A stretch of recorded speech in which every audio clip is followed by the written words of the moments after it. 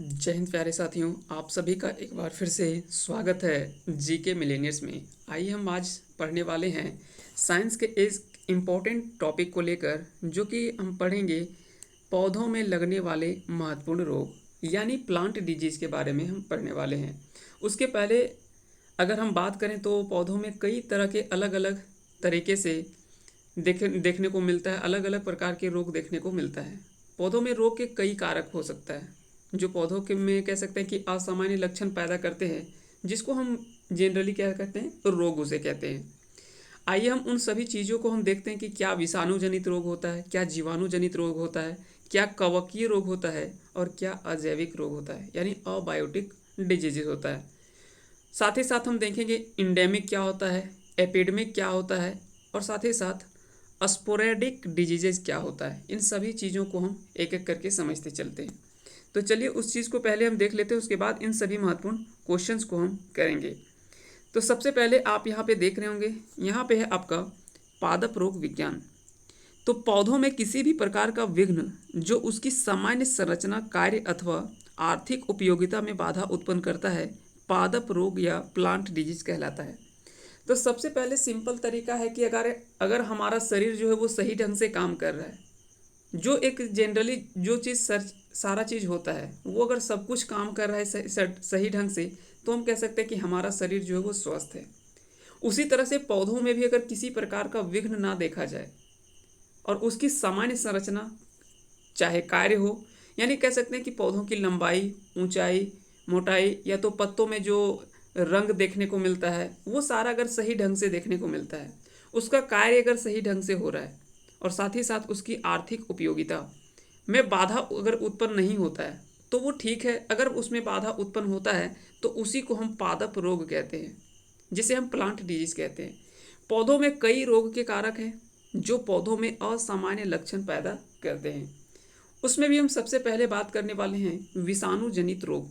क्या होता है विषाणु जनित रोग यानी वायरल डिजीजेस क्या होता है। चलिए हम एक एक करके सबसे पहले समझते हैं। तो अगर बात करें वायरल डिजीज या विषाणु जनित रोग, तो इसके कई सारे एग्जाम्पल है जो कि पौधों में देखने को मिलता है, जैसे तंबाकू का मोजेक रोग, आलू का मोजेक रोग, बंकी टॉप ऑफ बनाना जो कि केला में देखने को मिलता है, आलू का मोजेक रोग, तंबाकू का मोजेक रोग, ये सभी जो है विषाणु जनित रोग है। हालांकि इसके अलावे और भी कई सारे रोग हैं, उन सभी चीज़ों को भी हम देखेंगे। जैसे फूलगोभी में मोजेक रोग होता है, गाजर का लाल पत्ती रोग होता है। इन सभी चीज़ों को भी हम आगे बात करेंगे। उसके बाद दूसरा आता है, वो आपका आता है जीवाणु जनित रोग। अगर बात करें जीवाणु जनित रोग में, जीवाणु जनित रोग यानी बैक्टीरियल डिजीजेज। तो बैक्टीरियल डिजीजेज में जैसे आलू का शिथिल रोग, धान का अंगमारी रोग, ब्लैक आर्म या angular leaf spot of cotton. यहाँ से भी कई बार सवाल पूछा जाता है कि angular leaf spot of cotton क्या है। तो दरअसल क्या है कि यह एक ये कह सकते हैं कि बैक्टीरियल डिजीजेज है। दरअसल क्या होता है कि आप जनरली देखते होंगे पत्ते में, कोई भी अगर पत्ता होता है तो पत्ते में क्या होता है कि बीच बीच में जो है वो छिद्र छिद्र जैसा हो जाता है पत्ते में। और उसके बाद क्या है कि उसमें से उस पत्ते में भी क्या है कि थोड़ा कलर उसका जो है वो चेंज हो जाता है। तो उसी को हम ब्लैक आर्म या angular leaf spot of cotton कहते हैं। फिर उसके बाद आता है साइट्रस कैंकर जो कि नींबू में देखने को मिलता है। फिर गेहूं का टुंडू रोग, ये सभी जो वो जीवाणु जनित रोग होता है। आगे हम बात करते हैं फंगल डिजीजेस यानी कवकीय रोग के बारे में। कवकीय रोग या फंगल डिजीज की बात करें तो आलू का वाट रोग, डैम्पिंग ऑफ आर्द्र या आर्द्र गलन कैसे हैं, आलू का उत्तर भावी अंगमारी रोग, बाजरा का ग्रीन ईयर रोग, गेहूं का किट्टू रोग, गेहूं का ढीला कंड, धान का झोंका रोग, मूंगफली का टिक्का रोग, गन्ने का लाल सड़ांध रोग जो कि गन्ने के बीच बीच में रेड रेड कलर का आप हो जाता है, आप देख रहे होंगे, अच्छे से देखते होंगे। Brown leaf spot of rice, बाजरे का इरगॉट रोग, बाजरे में अस्मट रोग, ये सभी रोग जो है वो कह सकते हैं कि कहीं ना कहीं कवकीय रोग होता है। उसके बाद आता है अगला, वो है अजैविक रोग। अजैविक रोग पौधों में अगर देखा जाए जिसे हम अबायोटिक कहते हैं, अबायोटिक डिजीजेस कहते हैं, तो धान का खैरा रोग, नींबू में डायबेक रोग, नींबू में लिटिल लीफ रोग, मटर का मार्स रोग, ये सभी जो है वो कह सकते हैं कि अबायोटिक या तो फिर अजैविक रोग है जो कि पौधों में होने वाले रोग है। इसके माध्यम से अगर बात करें तो आधार पर या इसके आधार पर पादप रोगों को निम्नलिखित वर्गों में बांटा जा सकता है। तो पादप रोगों को फिर अलग अलग कह सकते हैं कि वर्गों में जो वो बांटा गया है, जैसे मृदावाहित, बीजवाहित, वायुवाहित और कीटवाहित। ये 4 तरीके से हो सकता है, क्योंकि ये हम जानते हैं कि पौधों में तरीके से किस किस तरीके से जो है वो रोग उत्पन्न हो सकता है। तो पहला तो जैसे हम मनुष्यों में देखने को मिलता है कि भोजन के वजह से, अगर खराब या तो गंदा भोजन या तो गलत तरीके का कोई गलत अगर भोजन हम कर लेते हैं तो वहाँ से होने देखने को मिलता है। जल हो गया, अगर गलत तरीके से अगर कहीं हम जल पी लेते हैं, प्रदूषित जल अगर पीते हैं या उसका सेवन करते हैं, तो वहाँ से भी रोग जिस तरह से मनुष्यों में देखने को मिलता है। उसी तरह से अगर बात करें वायु, अगर प्रदूषित वायु भी हम ग्रहण करते हैं हम अपने शरीर में, तो वहाँ से भी कई सारे रोग उत्पन्न होते हैं। तो उसी तरह से पौधों में अगर बात करें तो यहाँ पे भी कई सारे कंडीशंस देखने को मिलता है और कई वर्गों में इनको बांटा गया है। सबसे पहले है मृदावाहित, बीजवाहित, वायुवाहित और कीटवाहित। मृदा के कंडीशन पे कई बार जो होता है वो मिट्टी अगर सही ढंग से नहीं हो तो वहाँ पे भी कई रोग उत्पन्न देखने को होता है पौधों में। फिर बीजवाहित, अगर बीज उसका सही नहीं होता है तो भी पौधों का विकास जो जिस तरह से पूर्ण रूप से होना चाहिए वैसा विकास जो नहीं होता है। फिर है वायुवाहित, एयर बोर्न, और चौथा है कीटवाहित। आइए बात करते हैं मृदावाहित जो होता है, जैसे इसका एग्जाम्पल के रूप में उकठा जो होता है ये रोग देखने को मिलता है। बीजवाहित यानी सीड बोर्न से जो रोग होते हैं उसे कंडुआ रोग कहा जाता है। वायुवाहित यानी एयर बोर्न से होता है उसे गेरुई, और कीटवाहित जो होता है उसे मोजेक रोग कहा जाता है। जैसे अभी आपने कई सारे रोग में देखा होगा कि इसका मोजेक रोग, तो वो दरअसल ये होता है कि कीटवाहित होता है जिसके कारण से उसे मोजेक रोग के रूप में हम एग्जाम्पल के तौर पर लेते हैं। आइए हम कुछ और चीज़ों को हम महत्वपूर्ण फैक्टरों को हम देख लेते हैं। जैसे यहाँ पे बात किया गया कि घटना एवं विस्थापन के अनुसार पादप रोगों को निम्न वर्गों में वर्गीकृत किया गया है। सबसे पहले इसमें आता है विशेष क्षेत्रीय रोग। विशेष क्षेत्रीय रोग यानी एंडेमिक डिजीज कहता है जब कोई रोग एक क्षेत्र या विशेष अथवा पृथ्वी के किसी एक भाग पर निरंतर एक वर्ष से दूसरे वर्ष मामूली से प्रचंड रूप से उत्पन्न होता है तो यह विशेष क्षेत्रीय रोग कहलाता है। जैसे आलू का अगैती झुलसा, ये क्या है कि विशेष क्षेत्रीय रोग होता है। जैसे हम समझते हैं एक कुछ इस तरह से, मान लेते हैं कुछ ये सेक्टर में या ये क्षेत्रफल में जब कोई रोग एक क्षेत्र विशेष यानी कह सकते हैं कि ये सिर्फ क्षेत्र में ही, ठीक है, अथवा पृथ्वी के किसी एक भाग पर निरंतर एक वर्ष से लेकर दूसरे वर्ष मामूली से प्रचंड रूप में से उत्पन्न होता है तो ऐसे क्षेत्र को क्या कहा जाता है, विशेष क्षेत्रीय रोग कहा जाता है। यानी सिर्फ ये क्षेत्र में देखने को मिल रहा है, ऐसा नहीं कि ये जो है वो अलग अलग क्षेत्रों में भी ये पूरा फैला होता है। यानी ये कह सकते हैं कि सीमित क्षेत्रों में ही होने वाला रोग होता है, जिसमें से एग्जाम्पल के तौर पर आलू का अगैती झुलसा ये रोग को हम मान सकते हैं, क्योंकि ऐसा कंडीशन जो वो इस टाइप से ही कुछ इसी तरह से कंडीशन में देखने को मिलता है। यानी एक विशेष क्षेत्र में होता है, ऐसा रोग हर जगह नहीं देखने को मिलता है, ठीक है। उसके बाद हम आगे बात करते हैं दूसरा, वो है महामारी या पादप महामारी। महामारी या पादप महामारी हो सकता है कि ऐसा नहीं कि ये शब्द से आप परिचित नहीं होंगे, क्योंकि अभी का और 2 साल से जैसा कंडीशन यहाँ का सिचुएशन जैसा है वहाँ से आप अच्छे तरीके से परिचित हैं। तो उसमें आता है एपिडेमिक और एपीथाइटोटिक रोग या एपिडेमिक, इसे आप आसानी से आसान भाषा में याद रख सकते हैं। एपिडेमिक रोग इसे कहते हैं, जिसे महामारी कहा जाता है। तो कहता है कि वह रोग जो सामान्यतः व्यापक एवं विनाशकारी रूप से एक बहुत बड़े क्षेत्र की फसल पर कभी कभी अथवा सामयिक उत्पन्न होते हैं तथा फसलों को अधिक क्षति पहुंचाते हैं, उसे पादप महामारी रोग कहा जाता है। इसमें एग्जाम्पल के तौर पर अगर देखा जाए तो गन्ने का लाल सड़न रोग, जो कि आप देखते होंगे गन्ने के बीच में लाल लाल कलर का एक सड़ा हुआ जैसा दिखाई देता है, तो ये कह सकते हैं कि एक पौधों में होने वाले एक महामारी को ही दर्शाता है। उसके बाद है आलू का पचती झुलसा। तो यहाँ पे आलू का अगैती झुलसा यहाँ पे था, ये सीमित क्षेत्र में या विशेष क्षेत्र में था, जबकि यहाँ पे आलू का पछेती झुलसा ये है आपका महामारी या पादप महामारी रोग के अंतर्गत आता है, या उसका एग्जाम्पल के रूप में हम ले सकते हैं। उसके बाद आता है तीसरा, वो है विरल या विकर्ण, विरल या विकर्ण रोग, ये रोग बहुत अनियमित अंतरालों में या कह सकते हैं कि तथा स्थानों पर बहुत थोड़े उदाहरण के रूप में पाए जाते हैं। जैसे बाजरे का हरित बाली रोग, बाजरे का हरित बाली रोग जो है ये कह सकते हैं कि विरल या विकर्ण रोग के रूप में माना जाता है, जिसे स्पोराडिक डिजीज कहा जाता है। स्पोरैडिक डिजीज कहा जाता है, स्पोरैडिक डिजीज कहा जाता है, यानी विरल मारी या विकर्ण रोग कहा जाता है। ये रोग बहुत अनियमित अंतराल पर आता है, यानी हो सकता है कि कभी कभी ये 1 साल में, कभी कभी हो सकता है 2-3 साल में कहीं कहीं आपको देखने को मिले। महामारी होता है वैसा जो कि काफ़ी व्यापक क्षेत्र में यानी बहुत बड़ा क्षेत्र में होता है और ये काफ़ी विनाशकारी सिद्ध होता है। जबकि विशेष क्षेत्रीय जो होता है एक सीमित क्षेत्र में फैलने वाला रोग होता है, जिसे एंडेमिक डिजीज कहा जाता है, और वो कह सकते हैं कि एक छोटे से क्षेत्र में देखने को मिलता है, वो हो गया एंडेमिक या विशेष क्षेत्रीय रोग होता है। तो चलिए इन सभी एग्जाम्पल्स को हम देखते हैं कि किस रोग का कौन सा कारण है और किसके कारण से होता है। उन सभी प्रश्नों को हम देखते चलते हैं। तो आइए सबसे पहले हम बात करते हैं, सबसे पहले इसमें बात करेंगे कवक पादप रोग और रोगकारी कवक, यानी किसके किसके कारण से होता है और उसका कारक कौन से हैं। उन सभी चीज़ों को हम समझते चलते हैं। सबसे पहले है आलू का विलंबित रोग। आलू का विलंबित रोग ये फाइटोप्थेरा इन्फेस्टेंस के कारण से होता है। ये एक कवक है और फाइटोप्थेरा इन्फेस्टेंस जिसके कारण से आलू में विलंबित अंगमारी रोग होता है। उसके बाद है आलू का पूर्व अंगमारी। आलू का पूर्व अंगमारी यह है अल्टरनेरिया सोलेनाई, क्योंकि आप जानते हैं कि आलू का वैज्ञानिक नाम सोलेनम से ही होता है, जिसके कारण से यहाँ से भी आप, और सोलेनम कुल का होता है, सोलेनम कुल का भी ये है आलू, जिसके कारण से आप यहाँ से भी आप आसानी से याद रख सकते हैं। आलू का पूर्व अंगमारी रोग तो यह अल्टरनेरिया सोलेनाई, और आलू का विलंबित अंगमारी फाइटोप्थेरा इन्फेस्टेंस के कारण से होता है। तीसरा आपका है मूंगफली का टिक्का रोग। यह है सर्कोस्पोरा पर्सोनेटा।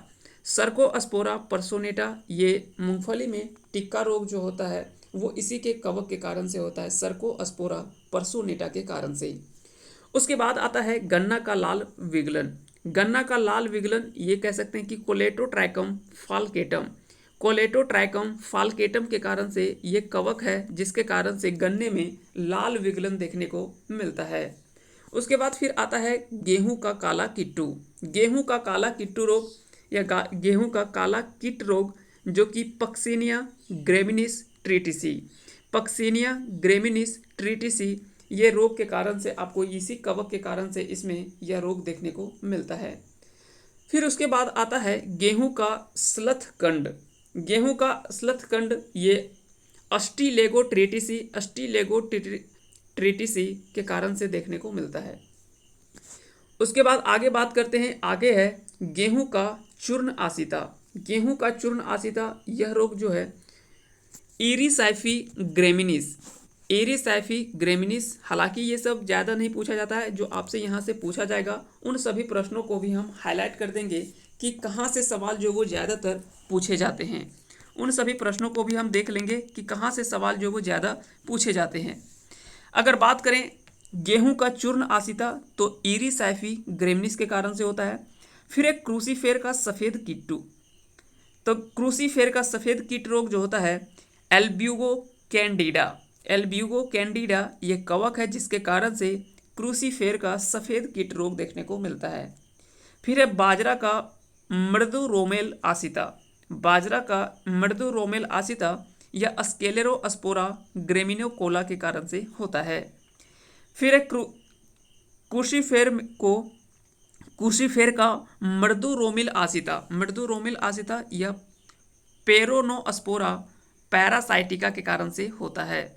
उसके बाद है बाजरा का इरगोट रोग। यहाँ से कई बार सवाल जो वो पूछा गया कि बाजरा का इरगोट रोग किसके कारण से होता है, तो याद रखेंगे क्लेविसेप्स सुइफोर्सिस, क्लेविसेप्स सुइफोर्सिस इसके कारण से होने वाला रोग है बाजरा का इरगोट रोग। उसके अलावा अगर बात करें तो इसमें आलू का अंगमारी रोग, यहाँ से काफ़ी बार सवाल पूछा गया है, आलू का अंगमारी रोग, मूंगफली का टिक्का रोग, गन्ना का लाल विगलन, ये यहाँ से सवाल जो है वो 3 सवाल यहाँ से आपके काफ़ी इंपॉर्टेंट बनते हैं। ये कई बार सवाल जो है वो एग्जाम्स में पूछा गया है। और फिर है बाजरा का एरगोट रोग, ये भी काफ़ी बार सवाल पूछा गया है। उसके बाद अगर बात करें तो उसके बाद आता है वो है आलू का वार्ट रोग।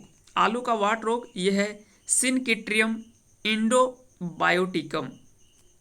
सिनकिट्रियम इंडोबायोटिकम ये कह सकते हैं कि आलू का वाट रोग होने का कारक है। जबकि बाजरा का ग्रीन ईयर रोग ये भी कई बार सवाल जो वो पूछा गया है कि बाजरा का ग्रीन ईयर रोग किसके कारण से होता है। तो याद रखेंगे अस्केलेरोस्पोरा ग्रेमिकोला। अस्केलेरोस्पोरा ग्रेमिकोला के कारण से यह रोग जो वो देखने को मिलता है बाजरा में। तो बाजरा में अगर पूछा जाए कि ग्रीन ईयर रोग, या तो कई बार सवाल इस तरह से पूछा जाता है कि इनमें से ग्रीन ईयर रोग किस में देखने को मिलता है, आलू में, बाजरा में, गेहूं में या फिर मक्का में। तो याद रखेंगे बाजरा में जो है वो ग्रीन ईयर रोग देखने को मिलता है जो अस्केलेरोस्पोरा ग्रेमिकोला के कारण से होता है। राई का एर्गोट रोग ये क्लेविसेप्स परप्यूरिया जिसके कारण से राई का एर्गोट रोग होता है। उसके बाद हम बात करते हैं, ये भी थोड़ा सा ये आप याद रखेंगे, इसको भी यहाँ से भी सवाल जो है वो पूछा जाता है, brown leaf spot of rice. कई बार आप देखते होंगे धान के खेतों में उसके पत्ते का कलर जो वो चेंज हो जाना या ब्राउन कलर का हो जाता है, वो किस कारण से होता है। तो हेलमिंथोस्पोरियम ओराइजी के कारण से होता है। तो याद रखेंगे हेलमिंथोस्पोरियम ओराइजी के कारण से होता है। तो इस तरह से इसका सही आंसर आप याद रख सकते हैं। आइए हम बात करते हैं जीवाणुजनित रोगों को। जीवाणुजनित रोग जो कि पौधों में जीवाणु के कारण से होता है। अगर इन रोगों में अगर बात करें तो सबसे पहले आता है आलू का सैथिल रोग। आलू का सैथिल रोग स्यूडोमोनास सोलेनिसिएरम के कारण से होता है। स्यूडोमोनास सोलेनेसिएरम इसके कारण से आलू का सैथिल रोग देखने को मिलता है। फिर है धान का अंगमारी रोग, ये भी काफ़ी इंपॉर्टेंट है, यहाँ से भी कई बार सवाल पूछा जाता है कि इनमें से धान का अंगमारी रोग किस जीवाणुजनित या रोग के कारण से होता है या किस जीवाणुजनित पादप रोग के कारण से होता है। तो याद रखेंगे जैंथोमोनास ओराइजी। और साथ ही साथ चावल का या तो धान का वैज्ञानिक नाम आप सभी को पता होगा ओराइजा सटाइवा जो है इसका वैज्ञानिक नाम भी है, तो यहाँ से भी आप याद रख सकते हैं। साथ ही साथ नींबू का कैंकर रोग अगर बात करें तो ये होता है जैंथोमोनास सिट्री जिसके कारण से कैंकर रोग देखने को मिलता है नींबू में। उसके बाद है गेहूं का टुंडू रोग की अगर बात करें तो कोरिनोबैक्टीरियम ट्रिटिकी जिसके कारण से गेहूं का टुंडू रोग होता है। सेव, गुलाब या फिर टमाटर का क्राउन गाल ये होता है एग्रोबैक्टीरियम ट्यूमीफोसियंस जिसके कारण से सेव, गुलाब और टमाटर में क्राउन गाल रोग देखने को मिलता है। उसके बाद angular leaf spot of cotton, इसके बारे में हम चर्चा कर चुके हैं, जो कि पत्तों में छिद्र हो जाता है और उसका कलर जो वो थोड़ा सा चेंज हो जाता है, ये होता है जैंथोमोनास मालवेसिएरम। इसी रोग का कह सकते हैं कि जीवाणुजनित कारक के कारण से होता है। ये रोगकारी कारक है जो कि जीवाणुजनित है।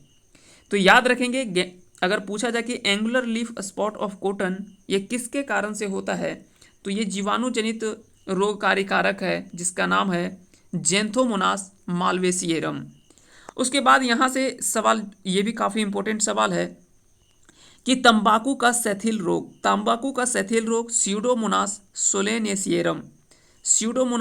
सोलेनेसिएरम ये तंबाकू का सैथिल रोग होता है। आप देख सकते हैं कि सिर्फ यहाँ पे ये आलू का सैथिल रोग ये भी आपको याद रखना है, टमाटर का सैथिल रोग ये सैथिल एक जैसा होता है।